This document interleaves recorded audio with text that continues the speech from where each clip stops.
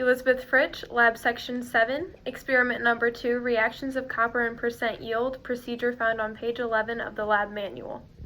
In this experiment, according to the procedure found in the lab manual, we started with approximately 0.499 grams of solid copper. When the concentrated hydrogen nitrate is added to the solid copper, a bright blue color is observed. Once water is added to the solution, it creates more of a clear blue color and a dark brown yellow gas is released. According to table 2.1 from the lab manual, the bright blue color was the result of the reaction forming copper nitrate, and the dark brown yellow gas was nitrogen dioxide. Once the water was added to the copper nitrate solution, H2O, or water, was also present in the solution. When sodium hydroxide was added to the copper nitrate and water solution, a cloudy royal blue color was observed.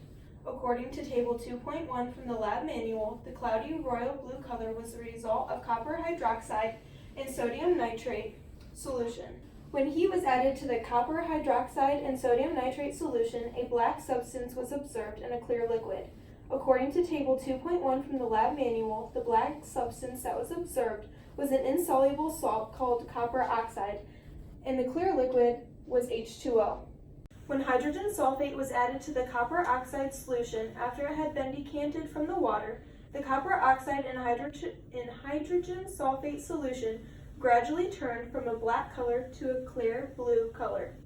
According to table 2.1 from the lab manual, the clear blue color of the solution meant that the copper oxide and the hydrogen sulfate had reacted to produce copper sulfate in water, or H2O. When the zinc was added to the copper sulfate and water solution, the solution turned from a clear blue to a reddish-brown liquid with solid chunks in it. According to table 2.1 from the lab manual, the change from clear blue to reddish-brown indicated that the zinc and the copper sulfate solution reacted to form hydrogen, zinc sulfate, and copper.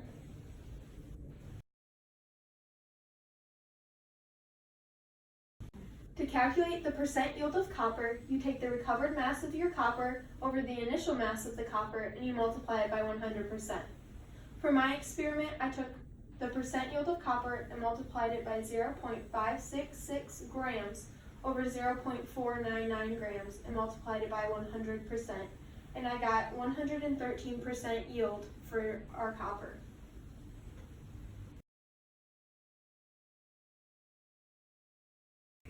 An experimental error that could have resulted in a percent yield greater than 100% is the chemicals not reacting to their full potential.